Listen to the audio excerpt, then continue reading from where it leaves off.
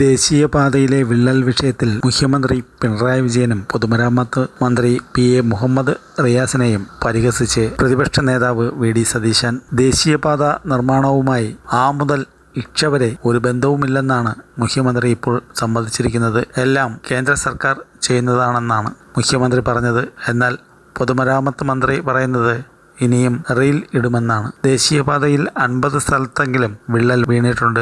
വിള്ളൽ വീണ ഈ സ്ഥലങ്ങളിൽ പോയി മന്ത്രി റീൽ ഇട്ടാൽ കുറെ കൂടി മനോഹരമായിരിക്കും. റീൽ നിർത്തരുത്. കൂരിയാട് മാത്രമല്ല, തിരുവനന്തപുരം ഉൾപ്പെടെ 50ഓളം സ്ഥലങ്ങളിൽ വിള്ളലുണ്ട്. അവിടെയൊക്കെ പോയി റീൽസ് എടുത്ത് ഇട്ട് കേരളത്തിലെ ജനങ്ങളെ മുഴുവൻ കാണിക്കണം, സതീശൻ പറഞ്ഞു. നാണക്കേട് മറയ്ക്കുന്നതിനു വേണ്ടി മന്ത്രി എന്തൊക്കെയോ പറയുകയാണെന്നും സതീശൻ വിമർശിച്ചു. പാലാരിവട്ടം പാലത്തിൽ അപാകതയുണ്ടെന്ന റിപ്പോർട്ടാണ് പുറത്തു വന്നത്. പിണറായി സർക്കാർ വന്നതിനു ശേഷമാണ് ആ പാലത്തിൻ്റെ ടാറിംഗ് വരെ നടത്തിയത്. പാലം ഇടിഞ്ഞു വീണില്ല. എന്നിട്ടും മന്ത്രിക്കെതിരെ വിജിലൻസ് കേസെടുത്ത സർക്കാരാണ് ഇപ്പോൾ കേന്ദ്രത്തിലെ ആരെപ്പറ്റിയും അന്വേഷിക്കാതെ ഇരിക്കുന്നത്.